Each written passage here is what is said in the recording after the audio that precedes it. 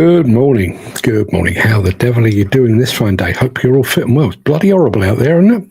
Absolutely disgraceful. I'm going to say good morning to Mark Whiting. Let me press Mark's button because, that's what we do around about this time. Good morning to Mark Whiting. Good morning to Alex Latham, who has just joined us as well. Let's press Alex's button. I'm going to run through the chat very quickly. Dan Cullen, good morning to you. I'll come back to Dan in just a moment. Let me do this in order. Dan Cullen says, morning all. And I can show that to you. There we are. Who else do we have here? Ken Hatcher has got weather. Jim Turner is here as well. Morning, Jim. Gary Muirhead is here as well. Good morning, Gary. I think I've mentioned all of the others. There's Alex. Come on, there's Alex, there's Mark, and Dan Cullen saying, well, lads, another shit show yesterday, 3 more jobs, possibly lied about. Keeps getting better, doesn't it? Stick around for the end of the show, because my morning monologue today is going to imagine a world in which everything was just okay. Everything was just okay. Big news in the industry this morning, which I know a couple of you have sent me. Thanks very much indeed to Ken Hatcher and Dan Cullen. I was already aware of this, but thank you for sending it over anyway. There you are. That is the latest news from Construction Inquirer, which says that Chinese excavators are going to face up to 83.5% duty. Those are tariffs after JCB's anti-dumping complaint. A fair trade body is proposing tariffs of up to 83.5%, and I'll come back to that in just a moment. The proposed measure from the Trade Remedies Authority follows an investigation into the dumping of diggers by China, prompted by a complaint from JCB. The TRA Chief Executive, Oliver Griffiths, says excavator production is an important component of the UK's advanced manufacturing sector. Our provisional finding is that UK producers are being undercut significantly by dumped imports. Now, this is the important bit as it stands at the moment. Now, bear in mind, this is provisional findings, but it says the proposed duties would range from 33.03% for sampled products or sampled producers that took part in the investigation to up to 83.5% for all other overseas exporters that didn't participate. Now, a couple of things. First of all, just to in case you were wondering, tariffs, the way that tariffs are imposed is effectively, that's not the manufacturers having to pay the additional. It is a tax that is applied when those machines hit UK borders, or will be imposed. So it's actually HMRC that will collect that tariff, but obviously that will mean that the machines themselves are going to be more expensive. So there is the headlines. But this idea of sampled producers, let me take that away because I can do that. And I want to show you something else. If I can find it, there we are. So who are the sampled producers? I realise that's very small, and I apologise for that. It's best I can do. But sampled exporters and producers was Lugong and Sany, both of whom took part in the investigation. Lugong could be facing a duty amount of 59%. Sany Group could be facing 33.03%. The non-sampled producers are XCMG and Sunward, both of which could be facing 56.24% duties. And the other exporters could be 83.5%. So the likes of, I'm assuming this would include the likes of Shantway, who I'm sure may well have been looking at the UK and thinking, might fancy a piece of that. Not so sure that's going to be quite so straightforward. The problem with all of this, obviously, and I fully appreciate why JCB has acted in the way it has. Don't blame them at all. And I genuinely think they were right to do so. But the impact on this will not be felt by the well, it will be felt indirectly by the manufacturers, but the people that will be paying the price for this is actual users. So imagine you're already running a fleet of, for example, Lugong machines. Yeah. What about if you're running a fleet of Lugongs? You like them. You've built your fleet around them. You're enjoying the whole thing, everything else, and you think, I'm going to stick with these. And then all of a sudden, the potential price of your Lugongs just went up by almost 60%. It's a kick in the teeth, isn't it? Ken Hatcher asks a very, very good question. What about the Caterpillars made in China? I think don't quote me on this, but I think they would be exempt on the basis that the Caterpillars built in China are for China and the Far East. I'm not entirely sure, but I don't know if they're coming this way, because obviously this is a UK thing. This is a UK specific thing. So if it's built in China and it's being dumped here in the UK, it will face a levy. I'm not entirely sure whether the Caterpillars are actually coming this way. Footy says, not very well at work, stinking cold, feel like death, warmed up, got a stinking headache. My wife is exactly the same. Gary Muirhead says, maybe this was the reason why Fox Group dumped Lugong. It makes you wonder. It makes you wonder. And according to Ken, yeah, the Chinese Caterpillars could well be coming this way. So there you are. God blimey. Mick says, missed last night, stuck on the old A13, 2 punctures and a long wait for the AA. Not good at all. Chris Ford saying, I've got a Chinese cat. Are you talking about a machine, or do you actually have a Siamese cat on your lap? That's what we need to know. So, yeah, it's big news. It is very, very big news. And ultimately, it is the consumer, the people operating fleets that contain all of these Chinese machines that could be paying the price. So where do we go from here? I think the manufacturers involved, basically, as far as I can tell, have 2 choices. They either take these duties on the chin and expect to sell less because all of a sudden their machines are far less competitive than they once were, or do we see what we saw with the Japanese back in the late 80s, early 90s, and the Koreans back in the mid to late 90s, whereby the Chinese manufacturers basically set up shop here in Europe and basically bypass the entire duty thing. We shall see. Gary Muirhead says, will China do the same with JCB machines in their country? It makes you wonder. One of the things that stood out with this, because it is talking about tariffs and stuff, is obviously there's been a lot of talk about Donald Trump proposing major tariffs against, for example, Mexican companies. And he threatened, I think he threatened 25% import duties on John Deere on anything that they built cross-border over in Mexico. And 25% at the time, 25%, that's absolutely crazy. And yet we could potentially here talking about nearly 90% levies. It's an interesting one. It is an interesting one. What do we got here? Let's have a look. Jim Turner says, in reality, JCB, he goes on to say shouldn't, but in reality, JCB shouldn't have to do all of this. The government should make British built products cheaper, as they're propping up our economy by employing people and their income tax. The more foreign manufacturers would set up shop over here. Yeah, absolutely. You're absolutely right. Cat excavators been made in China for a few years. They have, but are they making them for China and that part of the world, or are they actually coming here? Because that's where obviously where the tariffs are coming. Mick says all this tax and ELARC is going to ruin the UK. Vauxhall's going to shut Luton. Then who or what is next? Yeah, absolutely right. What I thought I ought to have said. I have a Cat 320 GC, not a Chinese pussy. I'll leave you to fill in the gaps on that. I've got plenty I could say on the subject of that, but I'm not going to do that. Why do we need these Chinese companies in our country for a variety of choices? I think it's an interesting side point. And just going back to Gary's previous point, obviously, I mean, the Chinese market is not what it was. Go back 5, 6, maybe 10 years. The Chinese market was absolutely flying. They couldn't make machines fast enough. So you had the likes of JCB and Caterpillar and Komatsu and Liebherr, and they were all trying to get a slice of the pie.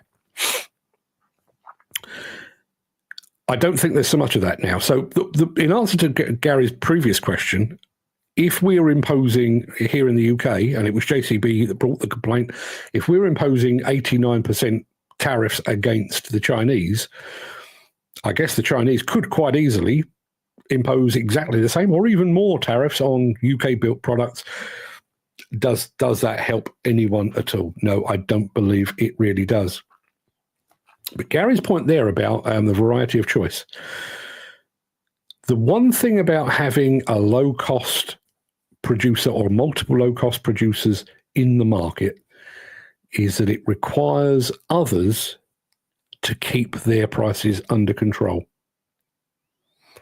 If all of a sudden, rather than Chinese manufacturers or Chinese excavators being 20, 25, 30% cheaper than the nearest Korean-built, British-built, European-built brand, if they're all of a sudden on a par, do we start to see the prices of other machines increasing as well? Interesting times, interesting times. Speaking of interesting times, very quick reminder, 7 o'clock tonight, my exclusive interview with the new IDE president, Adrian McLean, will drop on, it's going to drop on YouTube, Facebook, Instagram, probably elsewhere as well. It also will land on demolitionnews.com at the same time. That's 7 o'clock tonight. It's the first interview that Adrian has given since his inauguration Friday before last, and it covers a lot of ground over the course of about half an hour. I would encourage you to tune in if you can, but I will tell you, it's not a live show. At 7 p.m. on all the platforms I've mentioned, the video will just magically appear. And you can watch it at your leisure. You don't have to watch it at 7. There's going to be no questions and answers. It's just going to magically appear at 7 o'clock. If you'd like to tune in and take a look at that, you certainly can. But to just to whet your appetite a bit, here's 26 seconds. Just some highlights from the video. It's our institute. I'm only a custodian for 2 years to look after it. There's a lack of respect for demolition contractors. I think we're the forgotten part of the construction industry. We're at the top of our game here. You really need to appreciate what we do. I'm hoping that the membership falls back in love with themselves and demolition, and we can spread the good word to all the people who will listen.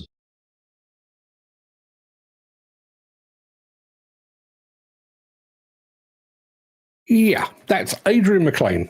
He will be speaking on this very platform, sort of, at 7 o'clock tonight. So please tune in if you possibly can. Gary Muirhead says, my new Volvo 140 excavator was cheaper than the JCB X150. Was it?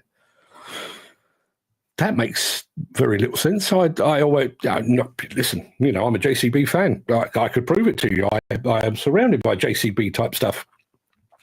But I always saw the Volvo as the kind of the BMW brand. Cheaper than a JCB. Interesting.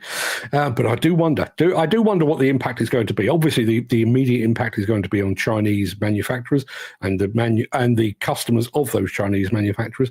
But what does that mean for the prices of others? Without that push down to keep prices under control, do we start to see the Caterpillars and the Komatsus and the Liebherrs and the Hitachis and the Volvos starting to creep up in price? Be interested to see. Site Demolition just joined us over on Instagram, as has Garvin at Mostly Diggers. Good morning to you people. Mick says, government going to give a statement on EV policy in the next couple of hours. Be interested to see that. I can't see them being anti, because it's one of those things. It's one of those things. It's very, very hard to be anti-sustainability, isn't it? It's like trying to make a stand against women's rights. You might have a genuine complaint about electric vehicles, battery life and everything else, but it's very, very hard to stand up and say, I have an objection to this thing that is for the greater good. It's quite a tough one. So yeah, be interesting to see what they do. Do you think there will be many NFDC members tuning in tonight? Yeah, probably. Who knows? The weird thing is, in terms of the NFDC, and I'll do this properly at the end of the show, but I was thinking about the NFDC quite a bit recently, but with my interview with Pat Williamson and speaking to Adrian McLean as well. And I'm going to liken... I'll save it for the end of the show. But one thing I will say is, at no point over the last 10 years since I've had nothing to do with the NFDC, at no point have I had any issue with any of the NFDC members. Well, we continue to talk. They continue to invite us down. They continue to pay us to do stuff and everything else. The problem we have at the moment is just between... Well, apparently there is a problem between me and the hierarchy there. The members, not a problem at all. Mick says JCB products were once 100% manufactured in the UK. The percentage now is, I believe, less than 35%. Would be interesting to know how many JCB components are now sourced from China. Quite a few, I would imagine. And that's not peculiar to JCB. China has become a key source of things like electronics and metals and stuff like that. So not a great surprise at all. There's enough folk on EV now, so expect to be stung. Yeah, could be right. Mick says, no one thing, I'm staying put tonight. One video I want to watch. I would recommend it. Just very quickly, and I'm going to start the show in a second. You know how we talk here about... So here's the demolition industry.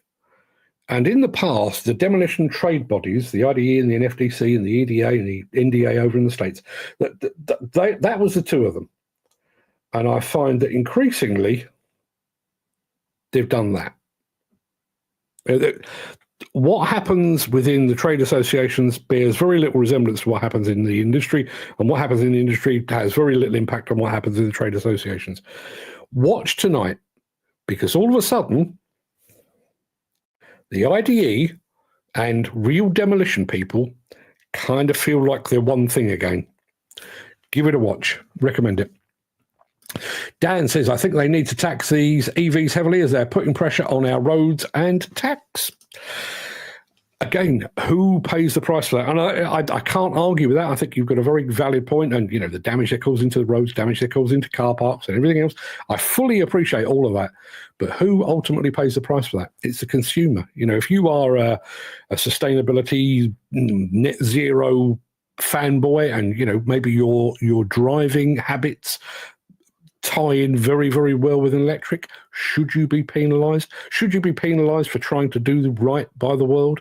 It's a really tough balancing act. But with all of that being said, it is time to start the show. So without further ado, I'm going to roll the intro, post the question of the day, and get this show on the road nearly 19 minutes after it should have been. Here we go.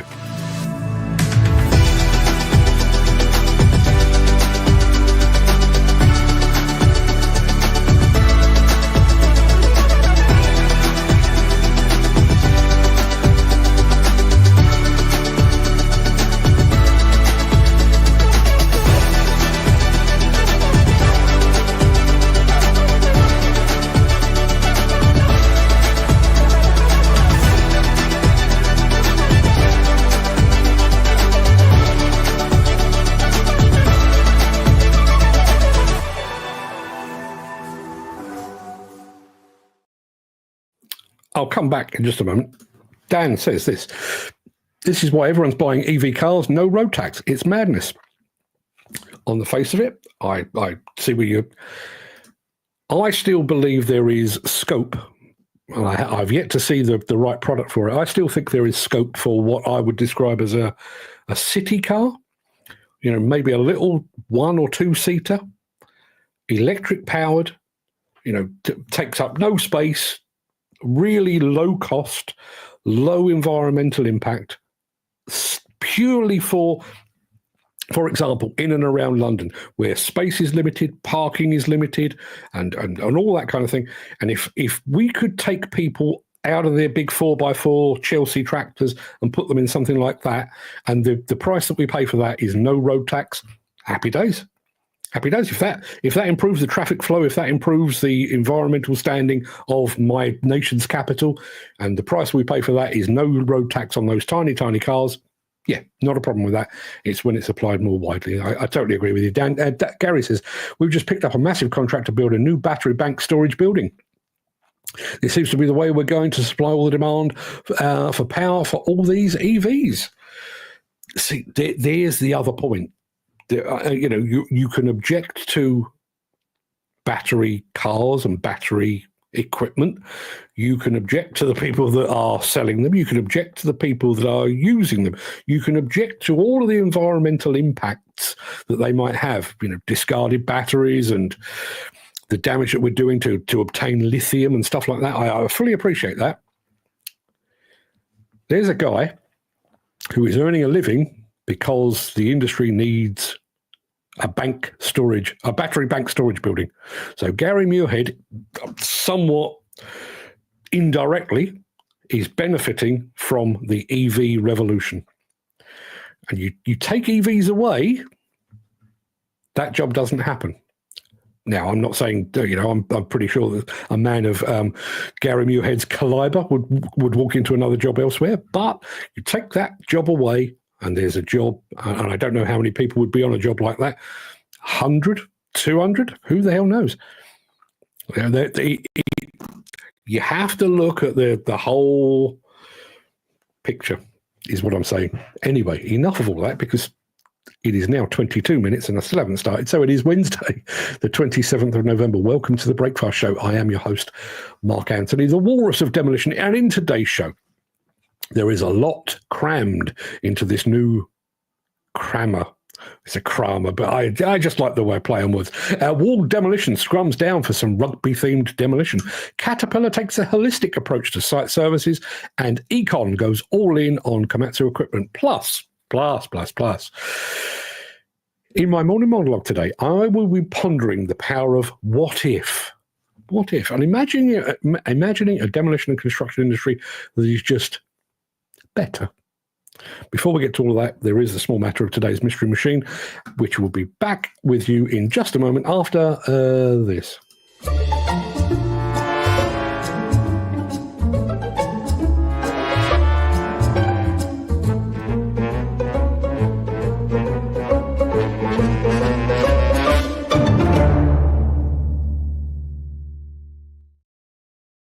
Now, I'll do the Mystery Machine in just a second, but the chat has gone absolutely doolally this morning. Chris Ford on EVs. Like to see an EV tow my fuel bowser or trailer over soft ground. Good point. Mick says, Gary, I did read about that. Then the next day I was watching Sky News and they were showing a battery storage place going up in flames in the States. It doesn't take a lot, does it? Yeah, this whole notion of thermal runaway and stuff like that. Jim Turner makes a very valid point, and this is just me peeking over the top of the comment there. If we were all judged on an independent level, I could drive around in my dirty diesel and still be greener than some bod in an electric car, as I plant loads of trees every year. Road tax should be for the upkeep of the roads, nothing to do with the environmental issues. That's the trouble with tax. It gets diverted to other places. All very true. Dan Cullen says, not seen Stevie on lately. You heard from him. I heard from him 2 weeks ago. Basically, he's just up to his eyes. But Steve Williamson, come back. All is forgiven. There's nothing to forgive, but come back. We'd love to see you back on the show. Now, Mystery Machine. The month is over. Dan Cullen's already won, as he did last month and the month before that. But here is today's Mystery Machine for you to decipher. There we are. I am looking... listen, you all watch this show every bloody day. You know how this works. I would like you to identify that machine by both make and model, if you would be so kind. If you're really smart, you can tell me something about it. That's not part of the game, but if you feel like it, you feel free. But I'd like a make and a model on that, if you would be so kind. While you're figuring that out, I'm going to remind you quickly of our question of the day, which looks like this.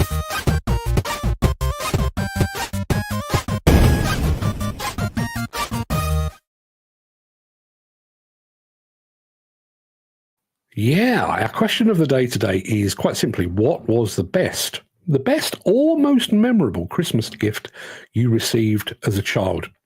I have three. One year, and I would have been about 8 years old, I would have thought, I got a Raleigh chopper bike, purple with orange trim.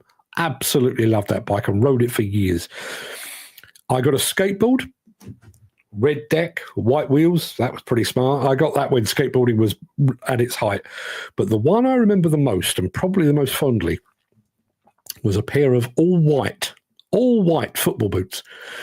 It probably doesn't seem like much of a big deal these days because football boots come in every colour under the sun. But back in the 1970s, football boots were black. If you were lucky, they might have a white stripe on them, but they were black. Mine, though, were pure white. And God, I loved those boots. Wish I'd kept them. I mean, They were probably about that big because I didn't have well, I've not got particularly big feet now, but they were about that big. But man alive, that was a smart pair of boots. So what was your best or most memorable gift when you were a wee child? Going to go back to our mystery machine, which looks like that. Jim Turner is going for a Wacker 3-ton mini digger. You will kick yourself when you actually see what the machine is. Let me tell you that, because you kind of couldn't be further away from the right answer if you tried. Dan Cullen's going for a Komatsu Dozer. Getting closer, but it's not.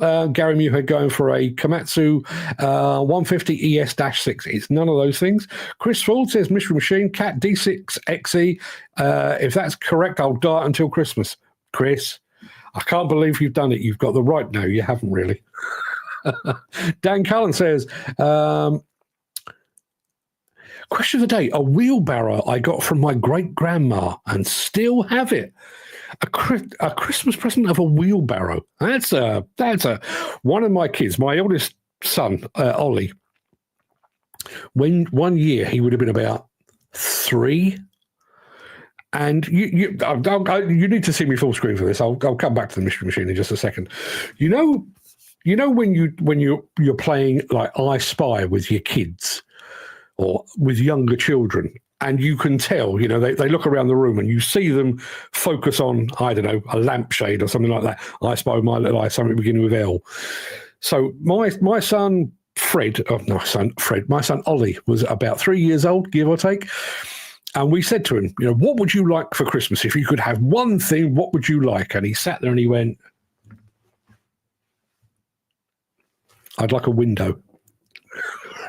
He actually wanted a window. He's still waiting. We never got him a window. Chris Ford says, question of the day, a drum kit kept the neighbours awake for hours. When we went to buy, we bought a house off plan years ago. And they were showing people around to buy the houses together, group visit to the site. And I went to look at a house, and the guy that was buying the house, basically, it was across the road, but he was basically our nearest neighbour, was buying this house. And we got to talking. He was a nice old boy, and he said, what do you do for a living? And I said, I'm self-employed. I work from home. I'm a panel beater. And in my spare time, I play the drums, which I thought was really funny. You're about to buy a house and you're next door to a freelance panel beater and a drummer. Nothing. No, it was pearls before swine. Didn't get a reaction at all. Chris Ford is somewhat relieved that he's not got to die until Christmas. Mick Norton says, EVs. The warranty of an EV battery is about 8 years. Replacement of an EV battery out of warranty, serious money. Peugeot E208 requires a charge every 217 miles. Vauxhall Mocha EV, 31,945. Standard petrol model, 24,640. No brainer. Drill, baby, drill. That's where we are at the moment. Mystery machine. That square is less than a quarter of an inch on my phone. It could be anything. It could be anything, but I'll tell you what it isn't. It's certainly not a Wacker 3-ton digger. Mick says, question of the day, never forget 1956, my old granddad was missing at sea. The house was very quiet and I can't remember one present being opened. At 9 p.m. Christmas night, police knocked at the door telling my nan he'd been rescued safe and sound after 3 days in a raft. I think everyone in my block turned up for a right East End knees up. Now that right there, that's a memorable Christmas gift. No question about it. Fantastic stuff. Great story. Gary Muirhead says, question of the day, Intercity 125 train set. Absolutely loved it. And he also does sound effects. Choo-choo, he says. Choo-choo indeed. Right, there's the mystery machine that has so far befuddled everybody. There's a little bit more. And in fact, there's even more. Yes, we're still looking for make and model.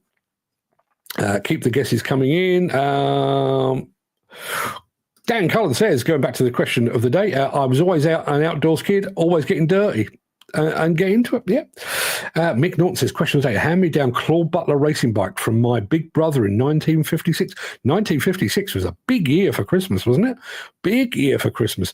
But yeah, a Claude Butler racing bike. Happy days. Happy days.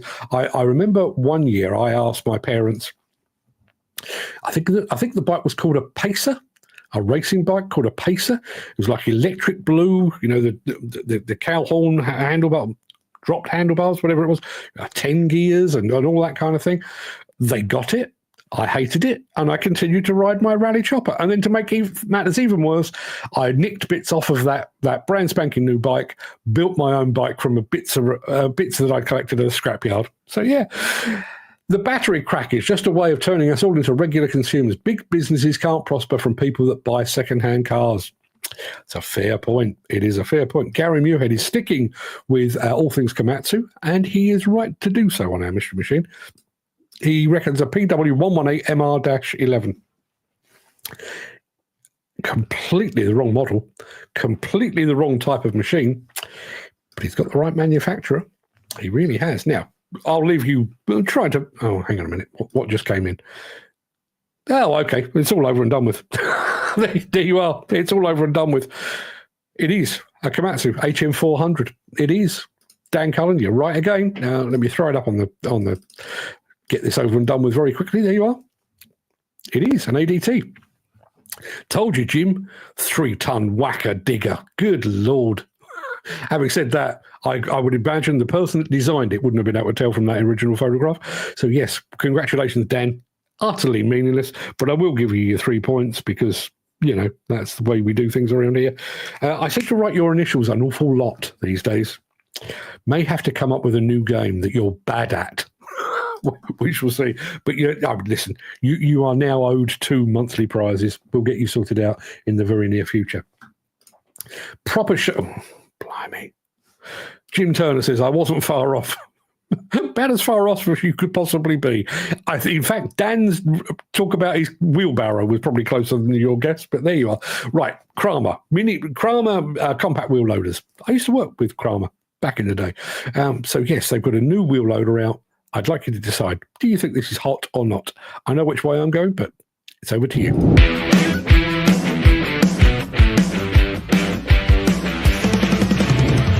Hello, and welcome to the presentation of the Kramer KL21.5L wheel loader. With a bucket tipping load of 2,100 kilos, the KL21.5L expands the Kramer product portfolio in the compact wheel loader class up to 2.8 tons. Thanks to its compact dimensions, with a vehicle width of 1.32 meters and a low vehicle height, it is perfect for narrow and low passages such as stable entrances. For maximum flexibility, you can choose between 2 different cabin variants. The standard cabin with a vehicle height of 2.26 meters for maximum comfort. The low cabin with an overall vehicle height of 2.11 meters for maximum compactness. The long loading system with PZ kinematics enables more reach and more lifting height, which leads to greater flexibility in vehicle use. The heavy-duty linkage ensures precise parallel guidance as well as high and constant tearing forces. Even working with heavy silage bales is no challenge for the KL21.5L over the entire lifting and tipping range. The standard Kramer quick hitch plate is installed as standard. The fully hydraulic quick hitch system Smart Attach is available as an option, which guarantees the operator even more safety, as there is no need to leave or re-enter the vehicle when coupling hydraulic attachments. In addition, the coupling process time is saved significantly, and the attachments of larger Kramer machines can also be coupled. 2 engine variants are available for the Kramer KL21.5L. A 19 kilowatt engine is installed as standard, and a 33 kilowatt engine is available as an option, allowing you to drive at speeds of up to 30 kilometers per hour. For optimum accessibility, there is a wide opening bonnet that allows easy access to all important components, such as the air filter, radiator, and oil dipstick. The KL21.5L can be equipped with up to 3 different driving modes: power, eco, and constant speed drive. Kramer therefore offers the right drive setting for every application to work comfortably and fuel efficiently. 3 steering modes are also available: all-wheel, front wheel, and crab steering, which make the vehicle optimally maneuverable. Pressure relief of the third control circuit and high-flow hydraulics are also available as options to cover higher oil requirements for attachments, such as a mulcher. Depending on requirements, the machine can be equipped with optimal tyres, be it a narrow tractor profile or wide tyres with a width of 400mm for maximum traction and stability. Briefly summarized, the KL21.5L is one of the safest, most maneuverable and powerful wheel loaders in the 2.8-ton class. Are you interested or do you have any questions? Then please contact our Kramer sales partner.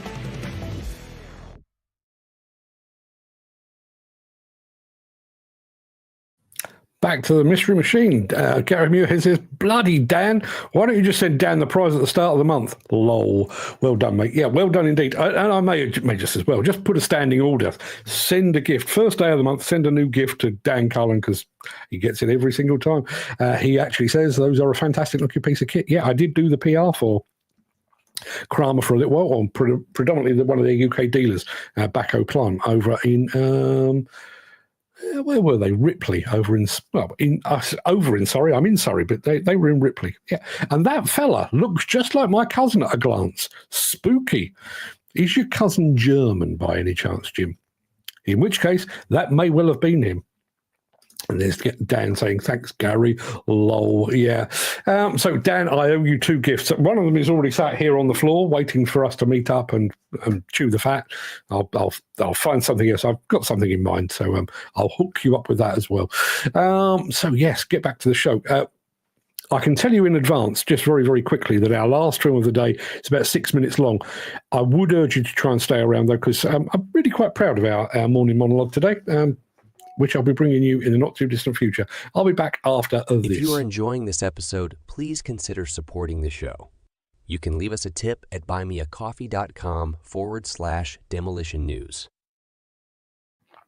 As some of you will be aware, I've recently been involved in the New Zealand Demolition and Asbestos Association annual awards, judging some fantastic entries. And I will say, hand on heart, you know, that waxy pea-sized heart that I have, hand on heart, some of the entries are some of the best award entries I've ever seen. Some of the work that's been done down in New Zealand, unbelievably good. A couple of companies, well, 2 or 3 companies that really stand out. Henderson was one, Taggart was another, and Ward Demolition. Now, we've featured Ward Demolition in the past, and we're going to feature them again. This time they're going rugby themed because, you know, the New Zealanders, they quite like a bit of rugger. Nice work, nice pressure from Counties Monaco.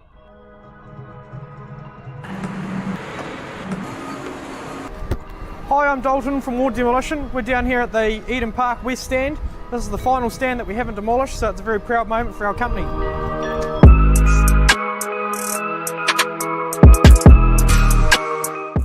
So we're only demolishing the front part of the stand, which is basically the bleachers, which makes it quite challenging for us because we're having to work around the other structures. Having a rugby field on one side and a very precious stand on the other side with a $1 million TV screen above us makes it quite a tight site to work in. This site takes a lot of precision and a lot of concentration from our operators to sort of pull it off and keep that concentration throughout the day and not touch anything that they're not supposed to.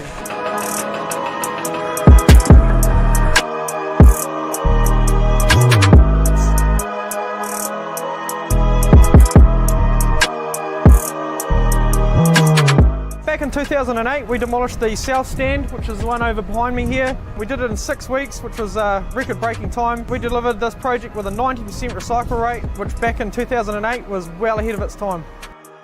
On the 2024 West Stand demolition, Ward diverted 99% of materials from landfill. This included over 1,000 tonnes of concrete.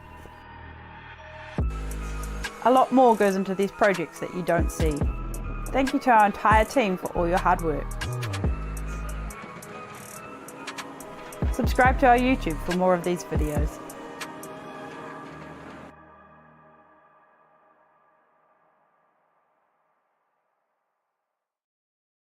Yeah, top job by Ward Demolition.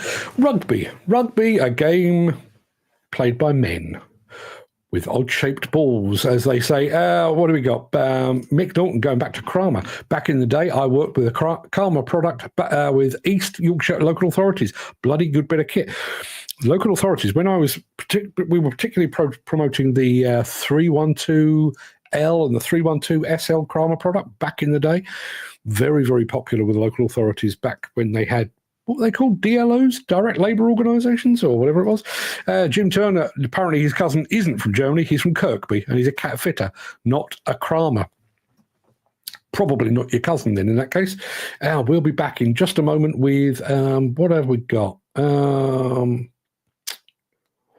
I said the long video was the last one of the day. It's not, it's the next one. So stick around, we're talking Komatsu in just a moment.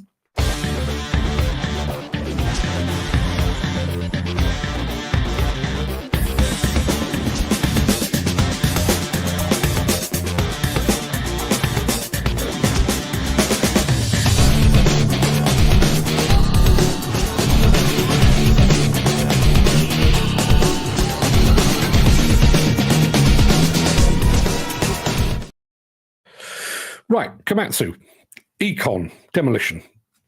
Econ have gone all in on Komatsu. When you watch this video, you'll see precisely why. This is 6.5 minutes of Komatsu and Econ. Grab yourself a beverage, sit back and enjoy.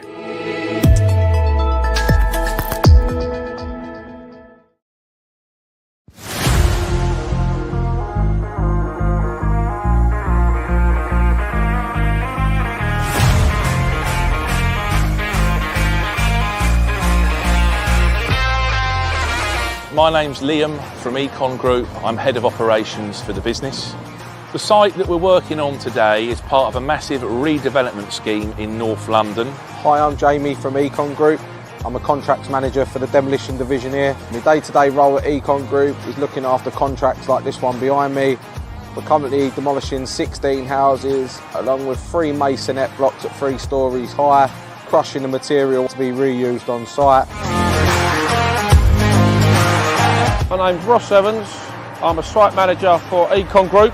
Behind me we have the Komatsu PC490. He's coming through the building with a selector grab rather than just knocking it down. We're segregating all the materials from the building: clean wood, general waste, iron, non-ferrous metals, plastic windows.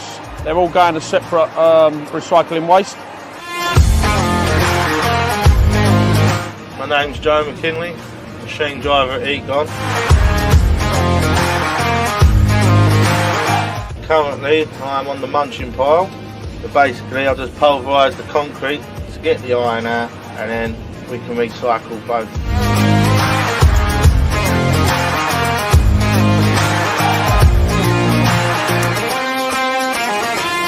Because it is a tough industry, one of the things that we were looking for is a machine that's purpose-built for the industry that we want to put it to work in.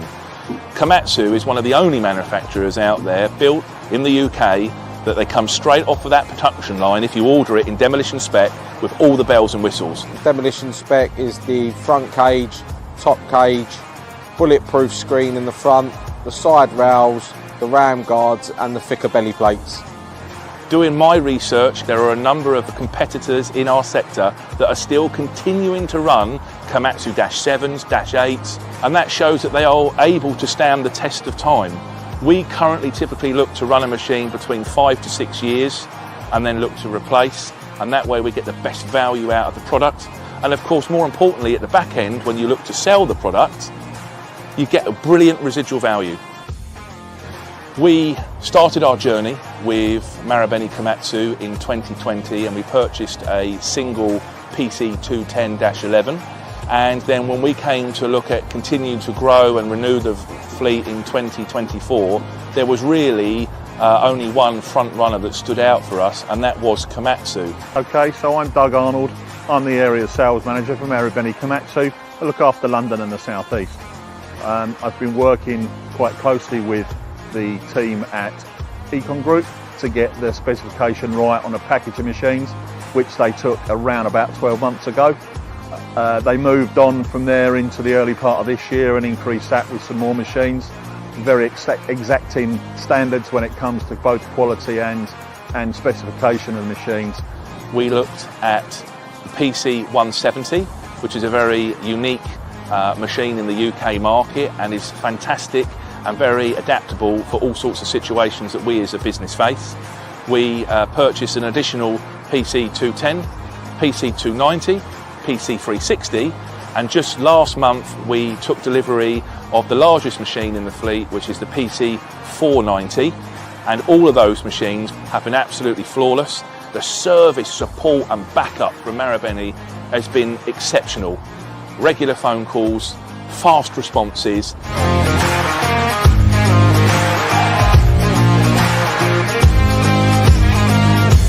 When we took delivery of each of the new machines, we wanted to give the operators a sense that the machine was also theirs as well as the businesses, and we decided to name each and every one of them. So if you take Bucktooth behind me, for example, when it has a large pulverizer muncher on it, it has a tooth, reminds them of a dinosaur, hence the name Bucktooth. The PC 170 is named after me, the Dugosaurus. By keeping one operator on one machine, we find that it works better, they look after the machines better, they keep them clean, tidied, well maintained, and then the operator also learns the capabilities of that machine. With the Komatsu machine, you have all the settings and functionalities within the machine to have the full array of attachments. There's literally one button and it opens up a whole menu of all the different attachments you could possibly need, and at the click of a button, all pressures, all programmed in, ready to go straight away. Comtrax is a unique feature, the part of the Komatsu brand on their excavators, and we have found that really useful. We use the intelligence side with the built-in systems. Our plant manager can see the idling times, the working times, when they're in power mode.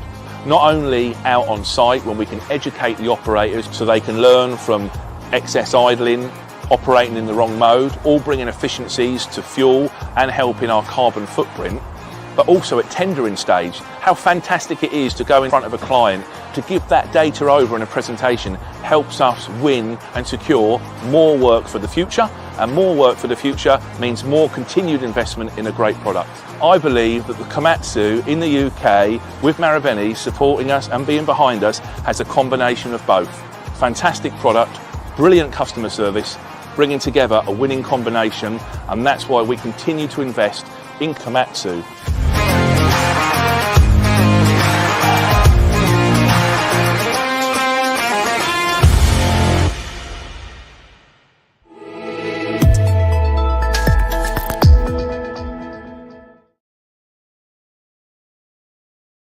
And I agree with him. Komatsu in Demolition do a fantastic job. Hats off to them. Dan Cullen saying that. Looks like a great company. Nice kit. Mick says, surprised to not see Danny or Charlie in this. We're going back to Wall Demolition. I'm going to come back to Tristan Mays, who's just joined us over on Instagram. But whatever the application, this is Wall Demolition. The Kiwis seem to excel in innovation when working with construction equipment. For example, my mate runs a fleet of graders, and the implantation of out-of-the-box thinking to improve safety and productivity leaves us in the northern hemisphere light years behind. As I say, I looked at 30, 40 award entries, and some of them, I was asked, when I was at the IDE AGM, I was asked, who are the best demolition contractors in the world, talking about nationality. And I would still, hand on heart, I would say, there are some of what goes on in the UK, I think puts us at the very, very, very top. But some of what goes on in New Zealand, in Australia, in Italy, in Spain, in France, the Netherlands and Scandinavia, right up there, and I would single out New Zealand. Going back to Tristan Mays, he says one operator, by the way, good morning to the living legend that is Tristan Mays over at Crane Hub. He says on Instagram, one operator for one machine is the way it's meant to be. I totally agree. Yeah. The operator will always look after the machine better if he has a degree of ownership, particularly like the Dugosaurus. Very impressed with that. We've got one final film for you, and then I'm going to, I was going to say, use your imagination to imagine an ideal industry. Don't have to do that. I've done the imagining for you, and I'll be back with that after the end of the show. But first, we've got this 2.5 minutes of Caterpillar, and then I'll get into it. Since the finance bill came into effect in April, the construction industry has seen a surge of fuel thefts. The rising cost of living has placed an additional risk of theft by employees and contractors, as well as opportunistic thieves. By using diesel dye and placing warnings of its use, you are sending a clear message that this is your fuel.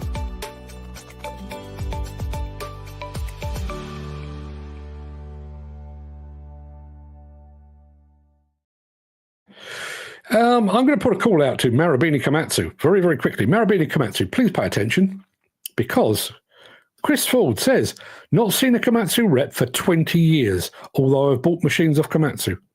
Come on now, people. Come along now. The more remote the task is, the more resourceful people get. Yeah, absolutely true. Think about what takes place offshore and that kind of thing, underwater, in space. Does push the old grey matter, doesn't it? Right, okay, so one final film. It is Caterpillar and their holistic approach to site services. I'll play this and then we'll get into the whole shebang of the power of what if. Back after this. What does it take to keep your site running 24/7? Most mines today run off of human decision-making, and it is possible to run an operation effectively and efficiently with experienced people and limited technology. Employees are trained to run and maintain equipment to achieve your site's goals. Experienced operators monitor and plan ahead, down to the cycle, for when it's time to fill up their fuel tanks. Maintenance crews know how to proactively plan for downtime, to perform required work or address service needs. Today, your mining operations are focused on driving more efficiency, achieving targeted production levels, managing the safety and well-being of your people, all while meeting market demands for the commodities you produce. But now, the energy transition is here, and your company is making commitments to a more sustainable future. Seasoned personnel are being asked to accomplish their same tasks and achieve their same KPIs using electric equipment they've never before experienced. In an electrified landscape, everything on site becomes more interdependent. Today, your team is refueling machines every 12 to 24 hours. Tomorrow, you'll be monitoring energy management down to the minute, determining the ideal time to recharge each machine. To be successful, the mine site of the future must operate as an integrated and well-orchestrated system. More than ever before, you need a solution that's capable of holistically managing and optimizing your operations and able to instantly adapt to changes. Fuel stations must be replaced with battery chargers and dynamic energy transfer solutions capable of delivering energy to your equipment without interrupting production.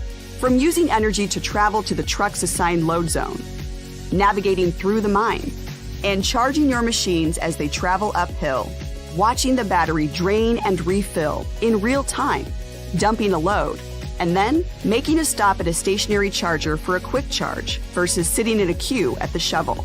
This is the smart mine site of the future, a cohesive site management system that can be customized to meet your needs. Together, with you, we can develop an integrated system that will help propel your operations into the future. One that includes fleet management, autonomy, energy transfer, and energy storage solutions. At Caterpillar, we are ready for the challenges and opportunities of the energy transition. And we are ready to work together with you to build a better, more sustainable world.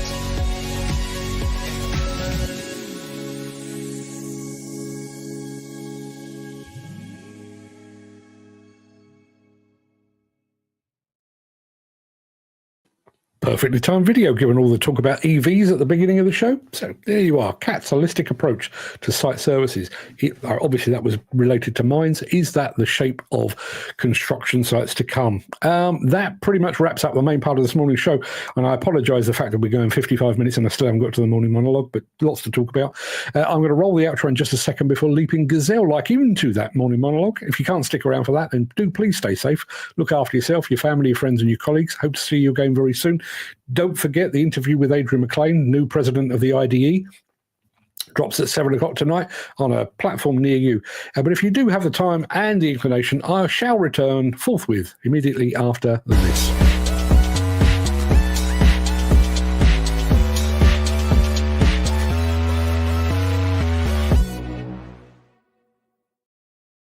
I've just mentioned IDE presidents, and we're going to carry on with that theme. So one of the people I like, admire, and respect most in this industry is former IDE president John Woodward. John did and continues to do a lot of health and safety consultancy, and one of the key tenets of that work is the question, what if? It's a phrase that encourages people to look beyond the ideal outcomes and see what could happen in a demolition environment. John asks, what if that debris falls? What if that machine topples over? What if there is a fire? I've taken that phrase, sorry, John, but I've borrowed it from you, and I've applied it to the wider industry. So today's morning monologue is entitled The Power of What If. You'll be hearing that expression an awful lot over the next few minutes. What if the demolition and construction industry was a fair and equitable place in which to work? What if this often unwelcoming industry became the gold standard for inclusivity? Imagine construction sites where workers of all races, creeds, colours, genders, and sexual orientations stood and worked side by side, their differences celebrated as strengths. Picture a world where a woman operating an excavator or a non-binary person leading a team drew admiration, not judgment. What if diversity training wasn't just an annual checkbox, but a genuine daily practice embedded into the industry culture? What if every voice, no matter how different, was valued because it enriched the fabric of the industry? A fair and equitable workplace doesn't just benefit those historically marginalised, it benefits everyone. Harmony breeds efficiency and respect fosters innovation.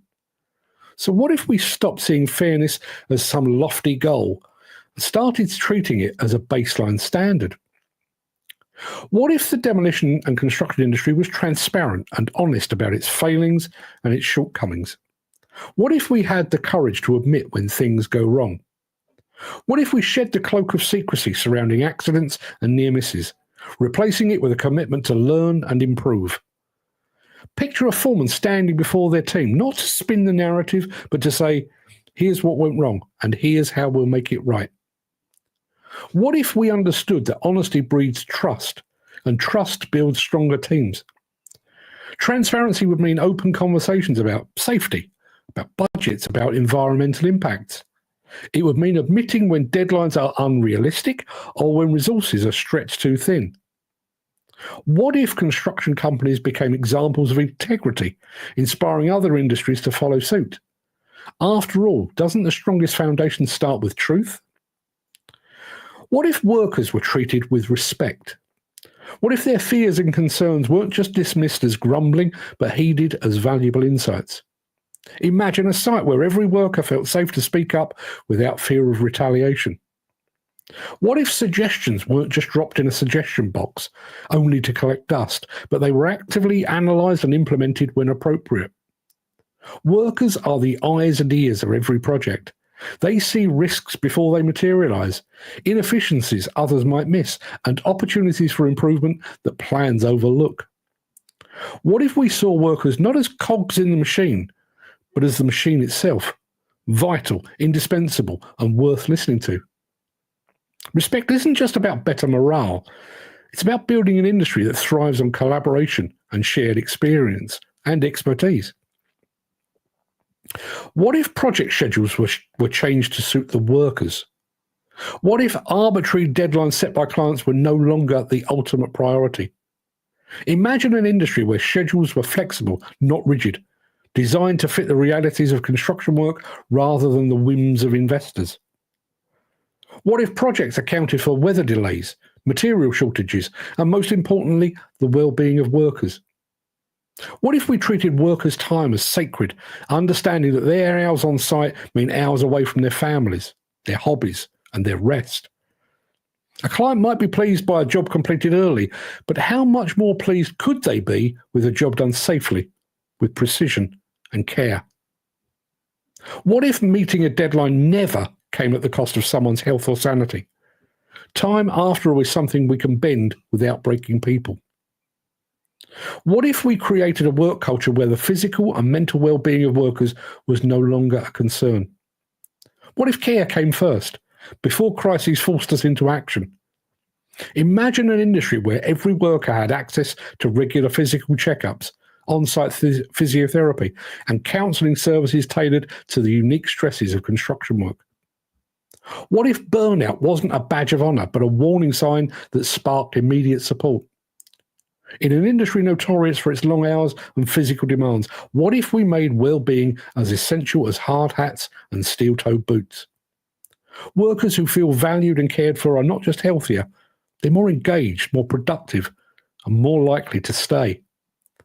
What if we stopped treating well-being as an afterthought and made it the very cornerstone of our culture? What if site accidents and fatalities were consigned to the history books once and for all? What if zero harm wasn't just a slogan, but a reality? Imagine a world where every worker returned home safely every single day. What if safety wasn't something we talked about, but something we lived and breathed in every decision and every action? What if training wasn't a one-time event, but an ongoing commitment evolving with technology and lessons learned? Picture a site where near misses become stories of triumph, where risks were mitigated before they became tragedies. What if every machine, every scaffold, every tool was designed not just for efficiency, but for the utmost safety? We've sent people to the moon and built skyscrapers that touch the clouds. Surely we can build an industry that protects its own. And what if demolition and construction was just better? What if it wasn't just about tearing down and building up, but about creating a legacy of excellence? Imagine an industry where the measure of success wasn't just profit margins, but the lives it touched and improved. What if we stopped asking, what's the cheapest way, and started asking, what's the right way? Better doesn't have to mean perfect. It means striving every day to be better than the day before. Better communication, better planning, better outcomes. What if we treated every project as an opportunity, not just to construct buildings, but to construct a better future?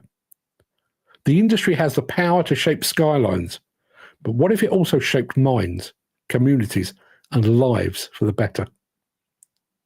What if we dared to dream bigger? What if this monologue wasn't just words, but a call to action? The demolition and construction industry has always been about possibility, about turning blueprints into reality, visions into structures. But what if we turned that creative energy inward, building not just better buildings, but a better industry? What if the conversations sparked today became the policies of tomorrow? What if we stopped waiting for change and started being the change? After all, isn't that what construction is all about? Imagining what could be and making it real? What if we started all of that today? I was quite pleased with that. You know, when they do make me Minister of Construction, you know, Mick Norton, completely nothing to do with that whatsoever, says, Komatsu run a tight ship with the availability of spares high on the agenda. When I was in Oman, Komatsu guaranteed my organisation a 98% spares availability and delivery within 24 hours. Anywhere in the Middle East, that's pretty good. The competition couldn't get anywhere near that promise, which Komatsu kept without fault for my 2-year tenure. Indeed, indeed. Jim Turner says, it's a backup service that makes or breaks a band, especially in remote places. That's where Land Rover screwed up around the world, and the Japs stepped in and captured the market.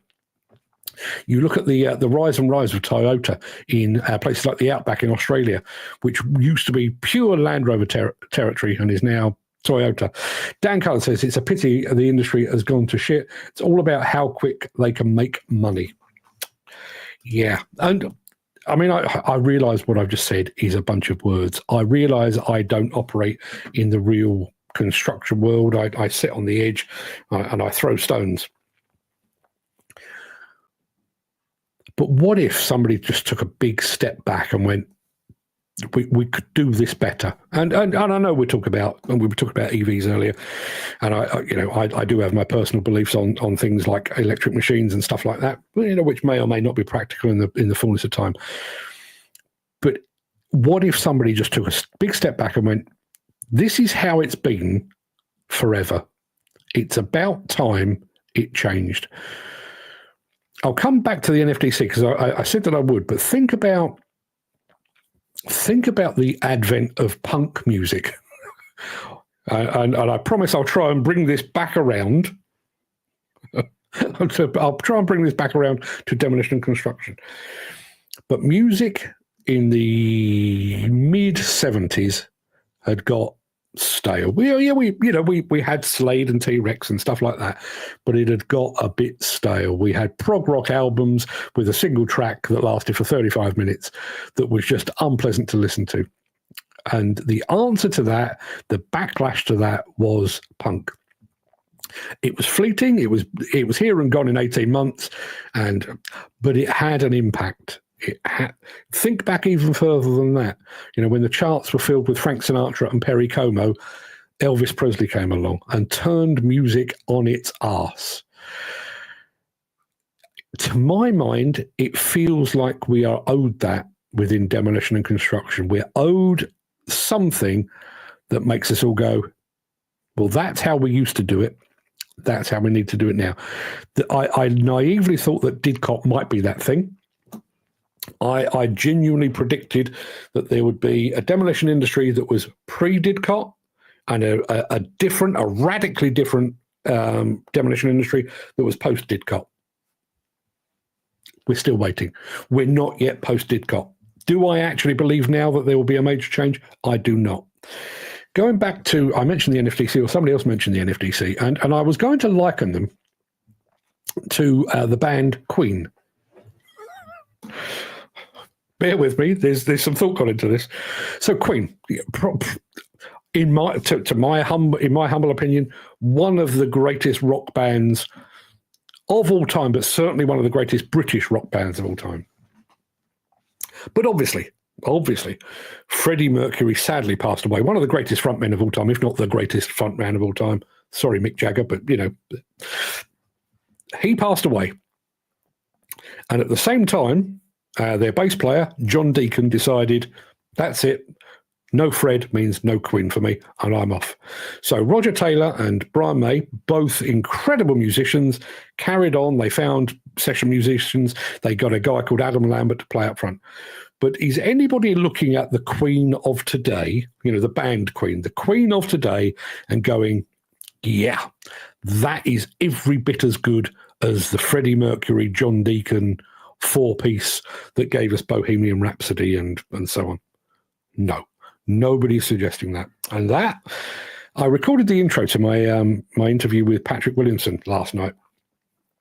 And I introduce it as Patrick Williamson talking about a once great federation. Because the federation used to be Queen. It had the biggest names within it. We had people like Claude Brown and Sidney Hunt, who would have been bizarrely the Freddie Mercury of the demolition. They were huge personalities, huge imposing personalities that kind of dragged the industry along with them. And you take them away, and what you're left with is less. It's less. We've had a bunch of presidents. Has any president in the last 10, 15 years been as good as David Keane? No. Has anyone been as good as Sid Hunt? No. We've got a new CEO in place. Is that new CEO as good as Howard Button? No. And I think, in fairness to Howard Button, I think he was required or forced to stick around for far longer than he needed to. I think somebody should have taken him aside maybe 5 or 6 years ago and said, Howard, thanks ever so much. Here's a big payoff. Go enjoy your retirement. You've brought this industry so far forward, but we are now going to, but they didn't. And ultimately, he was ushered towards the door. But the NFDC of today is like the Queen of today. It hasn't got the same impact, power, heft. That's what I'm saying. The NFDC is Queen. Never thought I'd say that, but Mick says 2 words that have been spoken too often and never acted on. Yeah, the 2 words, obviously, just in case you missed the previous bit, what if? What if? As I say, I stole that lock, stock and barrel from John Woodward. That is a key tenet of his health and safety discussions and consultancy. Look at a job. What if that fell down? What if that tipped over? What if he didn't do his job? What if that happened? What if? But you apply that to the wider industry. What if? What is anybody asking? What if? Do we now just accept that the way that the world is, or the way that the construction and demolition industry is today, is the way it needs to be? we were talking about EVs earlier, and, you know, despite the fact that he is quite clearly a Bond villain in the making, think about Elon Musk. You know, a few years ago, the likes of your Fords and your Toyotas and so on had the entire automotive industry in the grip of their hand. And along comes this pillock with his fancy Tesla cars, turns it on its arse. Where is Demolition's Elon Musk? I don't mean one that influences elections. I'm talking about one that says that's the way it's being done, but this is better. This is better in every single way. Where is that? Is that conversation actually happening within the demolition and construction industry? And does it require somebody to come in from outside? Is anybody that's working in demolition and construction, and you know, there are companies that I admire enormously. You know, you think about, you know, the sheer volume of a Balfour Beatty or something like that, or an Erith or a Keltbray or whatever. You look at the size of those, but is anyone there thinking we could do this better? Or does it require that interloper, that Elon Musk to come in from outside and go, I know that's how it's always been done, but this way's better. We're not going down that road. We're going down this road. Mick Norton says, Mark, it would be great if construction demolition took a huge bite of your excellent monologue philosophy. He is hoping. Not a hope in hell. The good thing about people not taking any notice of anything that I say is the fact that I can keep redoing it. It's like somebody with Alzheimer's. They never need to buy one book. I just need to keep spouting forth about the same things over and over again. Mental health, women in construction, and so on down the line, because nobody is taking it seriously. Nobody is taking it seriously.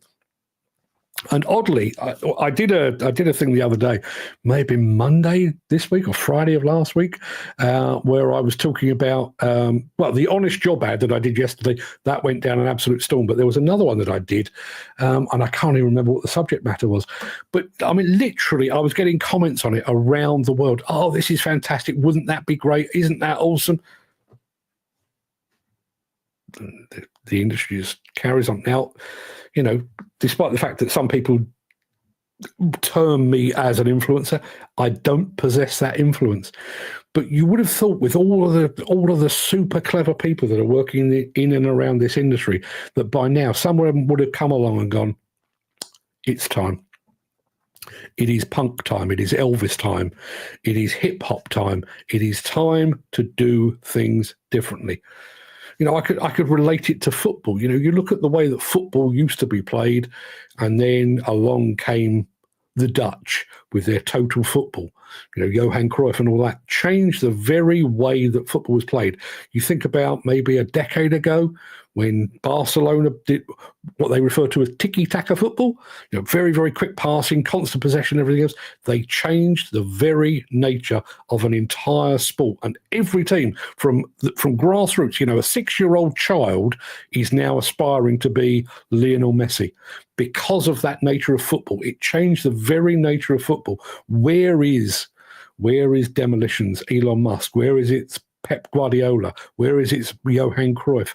Where are they? And where are we going to get them from? Jim Turner says, a fair few of my LinkedIn posts are about this exact theme. As I always say, we won't have a workforce diversity until we get kids involved in practical skills before they have a chance to separate off into their different social groups. You're absolutely right. But here's another point, just taking that to its nth degree. And I know this is a real passion project for you, Jim. When you think about, I mean, I know I was taking the piss yesterday when I was talking about the honest job ad about, you know, the weather conditions and the, you know, being sworn at by people and working alongside drug addicts and psychopaths and stuff. I was pushing the envelope on that, and I realised I was going into, you know, ridiculous levels. But trying to sell the actual industry of today to young people is a hard thing to do, because they can see it with their own eyes. You know, I can see that it means working in mud up to my kneecaps. I can see that it means working in the pissing rain. I can hear people being sworn at on site. I can read the newspapers about people being killed on site. I can read headlines about the fact that there aren't enough women in the industry, and the women that do come into the industry are likely to be abused and harassed. All of that is it. That is the public perception. In order for that, as you said there, if you could if you could Elon Musk the demolition and construction industry to make it equitable and fair and inclusive, selling it to a 10-year-old boy or girl becomes a fucking sight easier. You know, we're not trying to sell them a pup. We're not trying to con them. We come with us, children. We have a fantastic career. Christ, don't mention the weather. Don't mention the abuse. We've got a fantastic career. It's awesome. What if you could actually look in the eye of a 10-year-old child and say, "Come and work in construction. You will bloody love it and mean it." What if? Mick says, "What if?" What if? What if the NFDC had listened to the blokes on the ground? What if they made space for a site worker to be in on their site meetings? What if they acted as what they was there for? A lot of what ifs. Yeah, what if? And I didn't mention, and I know I went off into my weird little cul-de-sac of the NFDC is Queen. But what if? You know, rather than trying to milk the cash cow that is the National Demolition and Training Group, rather than doing that, and rather than trying to take on members, one of the things that separated the NFDC, one of the things that made the NFDC what it was 15 years ago, was that it was truly, truly elite. Pretty much all of the demolition contractors within the NFDC were absolute Premier League demolition contractors. Not only that, but the members, you know, those elite members, their almost sole focus was demolition. These were the best demolition contractors who did the most demolition. It was like it was almost like a I'm trying to think of the Nazi term. It was like the supreme race of demolition contractors. They only did demolition. They did more demolition than anyone, and they did demolition better than anyone. And that was what made the core of the NFDC so powerful. You look at it now, and I mean, there are companies in there now that are, you know, 2, 3, 4-man bands. They're probably perfectly fine, and you know, they've been through the site audit scheme, but although they've been warned about it about to happen. But are we still talking about the elite level? And I'll go back because I've got a bit of a thing about it now. You think about one of the things that made Queen a great band. And I'm back on that again, was when you think about their hits, Bohemian Rhapsody was largely written by Freddie Mercury because he was an opera fan and he wanted a rock opera. But you think about songs like Another One Bites the Dust was written primarily by John Deacon because he played the bass. Do-do-dum, dum. So he wrote the bass line, and that was that. What was it? We Are the Champions, or We Will Rock You, I think was the creation of Brian May and Roger Taylor. The thing that made Queen great was you had 4 members of a band, all of whom were supreme musicians, absolute leaders in their field, but they all wrote their own music. That was what made them great. And that was what used to make the NFDC great. The people within it, the members within it, were the very best, the most productive of their entire industry. That is no longer the case.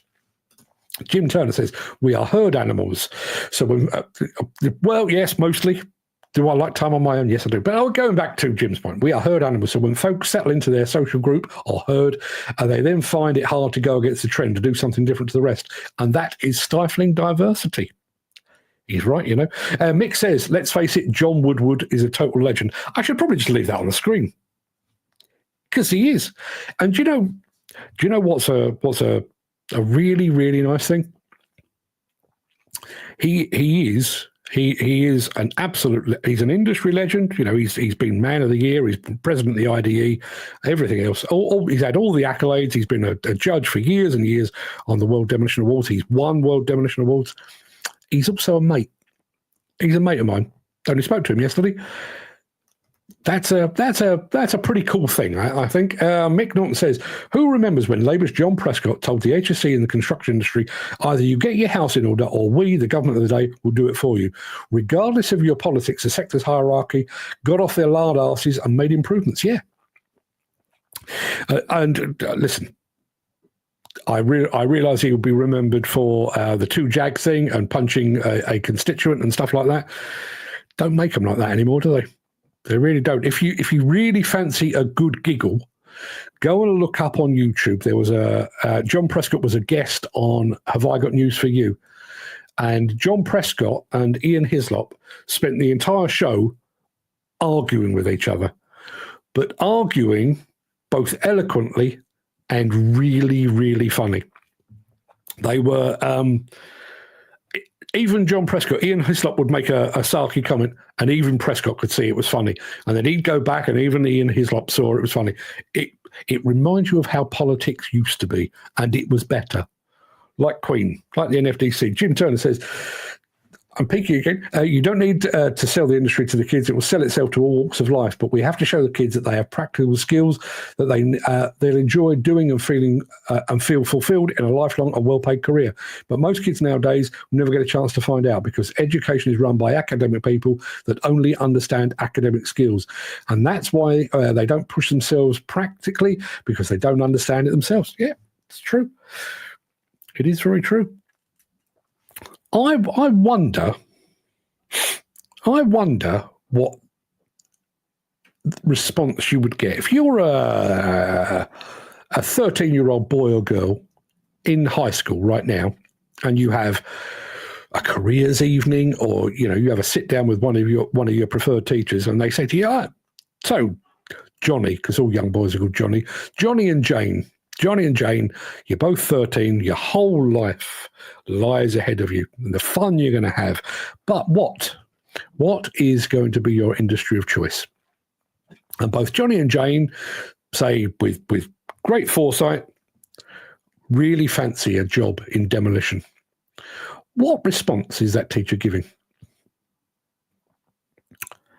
Do you really think that the response would be encouraging and helpful?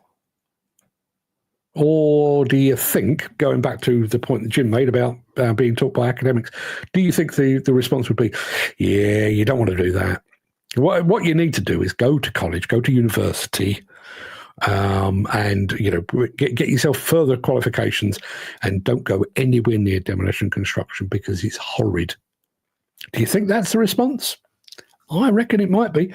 Dan Cullen says, people are afraid to speak up now. It's all yes, sir. Now no one has the balls to stand up. Very true. Mick says, gent, stay safe, have a good day. Got to kick the trolley around Waitrose and fall in the pub. I've never fallen in a pub. Fallen out of a fair few in my time, but yeah. Jim Turner says, people will promote what they understand, enjoy and find easy. And that's what why we're talking about this now. Excuse me. Education needs more practical people involved in management level when it comes to setting the curriculum. And then we'd have a better education system. See, that's when these problems become so massive. Going back to what we were saying about EVs, you can have your own views on EVs, but indirectly, and I realise it's a tenuous link, but Gary Muirhead is now working on a project that exists because of the existence of EVs. So you need to look at the bigger picture. And I can sit here and spout forth about what if the industry was fair and equitable, what if we welcomed women and non-binary people, what if. All of that is, it all comes from the heart. I meant every word of it. But what if the education system isn't geared to doing that? Because, frankly, that's where we are. Dan Carlin says, have a great day. Mick may be free tomorrow if Mark's up to it. we'll have to put it back. I didn't think you could make it, so I've filled my day tomorrow, I'm afraid. Let's have a look. Where are we? No problem to me with that. All up to Mark. Can't do it. Push it back a week. We earn more than most teachers, work less hours and have more enjoyable job, and also have no student debt. Most teachers don't even realise this. No, they don't. No, they don't. I asked a question of Terry Cornby when I was, and he swore a lot at me. Terry swears quite a bit anyway, but he swears at me in particular. But I asked a question. This business about teachers don't realise that, you know, the potential of a career in demolition or construction. Who's to blame for that? Is that teachers not doing their homework? Is that the education authorities not recognising the need, the constant need for vocational practical skills? Or is that the fact that construction and demolition doesn't tell anyone about what it's all about? And the reason Terry was swearing at me, we were talking about sustainable homes and sustainable buildings that aren't fully recyclable. And I said, you know, Terry, I take your point. I realise, you know, we're putting foam panels in that can't be recycled and bonded materials that can't be recycled. I realise all of that. And I realise that architects and specifiers and construction companies are all at fault. But are they at fault, or are we just not telling them? There was then about 5 minutes of expletives. And then he said, it's not our job to tell them that. They should know this. You know, if they are genuinely serious about sustainability and net zero, they should be doing this. The government should be doing it. The specifiers, architects, all education's the same. Should education now be taking a step back saying, okay, it's now 2024, soon to be 2025. What are the skills that we are going to require in 2035? So 10 years hence. So children that are coming out of primary school, that, you know, or that are at primary school, they're now going to go into the education system. And we need, as an industry, as an education industry, we need to steer them to make sure that, you know, if we think there's going to be a major shortage in 2035 of plumbers or electricians or whatever it might be, we need to start to steer the education system in that direction. Is anybody doing that? Jim Turner says, like most problems, you strip it right back to the bare bones and then reassemble it properly. That's why this won't get sorted, because no one has enough bollocks to admit they're wrong. And the way it was before was actually better. Biggest stumbling block of the lot, I think. It's that, I mean, I mentioned this idea of, you know, have you ever been told by a site manager, you know, in relation to an accident, a near miss, a fatality, a collapse that didn't hurt anyone, scaffolding falling over, a machine going into a basement? Have you ever heard a site manager standing up and saying, all right, lads, here's what went wrong, and here's what we're going to do about making sure that never happens again? Have you ever experienced that? Or have you experienced any of those scenarios and you're told by your site supervisor, don't tell anyone, for Christ's sake, don't mention the collapse? Mick Norton says, you can't expect the average teacher to have a handle on the pluses and minuses of every conceivable trade open to 16-year-olds. Prospective employers need to get their asses into the classroom and sell it that way. Indeed they do. Indeed they do. And unfortunately, I mean, I've already mentioned him, I'm going to mention him again. John Woodward has spent, Jesus, 10, 12 years, possibly longer than that, going to schools, going to colleges, doing talks to young children, to older children. You know, this is what demolition is all about. Come one, come all. We want you, we need you, we will guide you. But that's one man. How many schools are in the UK? 5,000, 10,000, 20,000?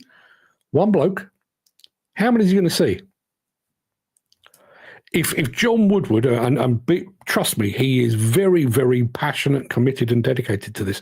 Even if he were to do one a day for the remainder of his hopefully long life on the planet, Couple of hundred? Would he do 500? Possibly. What about the other 19,500? Who's doing those? Dan Cullen says, have a great hump day, lads. Stay safe and try not to fall into pubs. For some of us, it's too late, I think. Don't schools have careers officers now? Yes, I know it's the old way, but it worked. Listen, I've told my story before. I was told by my careers teacher that I would end up in journalism or advertising. And I laughed in her face and told her, no, I shall be an accountant. And I worked in the accounts department of a contract furnishing company for about 6 months, hated every single minute of it, ended up as a journalist. Don't regret that at all. And I actually I bumped into her, actually. She was at a bus stop, and I told her, you said I was going to be a journalist? Well, I am a journalist. And she said, yes, as if it was preordained and she just delivered the news. True story. Jim Turner says, I've been banging on about that too, Mick, but our industry chiefs should be talking to education ministers to make this happen on a national scale. That's the only way it works. I agree with everything that Mick has said about local companies going into local schools, but you don't make the national impact in that way. In order for this to, and you can do it on a national scale. I've mentioned this before. You think about the Australians. One of my nephews has just moved to Australia, supposedly to do 18 months or 2 years there. I don't suppose I'll ever see him again. Such is life. But he's moved there. You think about the way that the Aussies over the course of the last decade or so have done actual outreach programs we have a shortage of, including hairdressers, plumbers, and nurses.